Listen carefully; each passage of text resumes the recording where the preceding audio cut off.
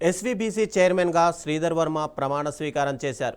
TDP media కోఆర్డినేటర్గా పనిచేస్తున్న Sridhar వర్మను SVBC చైర్మన్గా CM Chandrababu nominate చేశారు.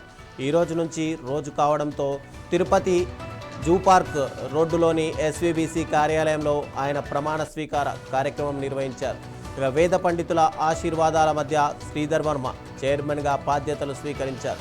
ఈ కార్యక్రమానికి నందమూరి కుటుంబంతో పాటు పలువురు టీడీపీ నేతలు, ఎమ్మెల్యేలు, కూటమి నాయకులు హాజరై శ్రీధర్ వర్మకు అభినందనలు తెలిపారు. ఇక శ్రీధర్ వర్మ కుటుంబానికి నందమూరి కుటుంబంతో సుదీర్ఘకాలంగా సన్నిహిత సంబంధాలున్నాయి. ఇటీవల మరణించిన శ్రీధర్ వర్మ తండ్రి ఎన్టీఆర్ రాజు సీనియర్ ఎన్టీఆర్కు వీరాభిమానిగా చివరి వరకు కొనసాగారు.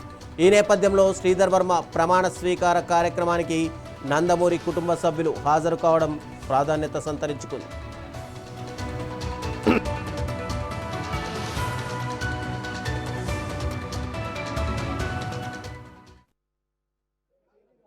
ఈ పదవి వచ్చినందుకు పూర్వజన్మ సుకృతమే కాదు, కానీ జన్మ జన్మలకి ఎన్ని జన్మలు ఎత్తినా ఈ పుణ్యం రాదనేది నాకు అనిపిస్తున్నది. ఎందుకంటే ఆ దేవదేవుడు సన్నిధిలో సేవ చేసుకునే భాగ్యం కోట్లాది మందితో పాటు నాకు లభించింది.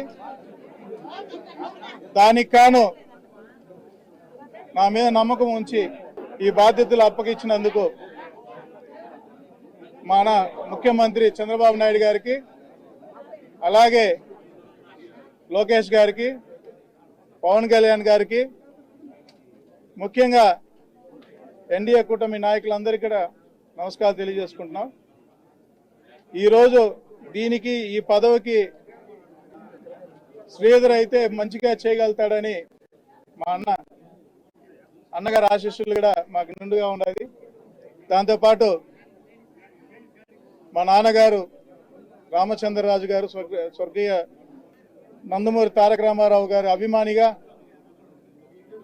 ఎన్టీ రామారావు గారికి సేవలే కాకుండా ఆ కలియుగ దేవుడైనటువంటి నారాయణుడికి సేవ చేసుకునే భాగ్యం మా తండ్రికి కల్పించారు ఎన్టీ రామారావు గారు.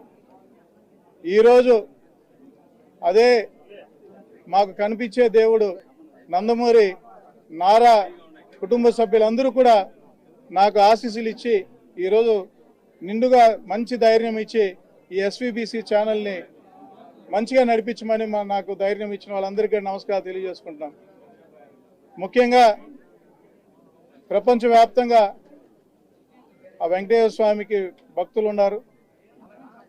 వాళ్ళందరికీ కూడా ఆయనని చేసే కార్యాలన్నీ కూడా, పూజా కార్యక్రమాలన్నీ కూడా భక్తులకి కనువింపు చేసే విధంగా మా ఎవరైతే ఎస్వీబీసీ స్టాఫ్ ఎవరైతే ఉన్నారో వాళ్ళందరితో కలిసి దీన్ని మరింత ముందుకు తీసుకొని పోతానని ఆ దేవుడికి ప్రమాణం చేసుకుంటూ మీ అందరి సహకారం నాకు కావాలి.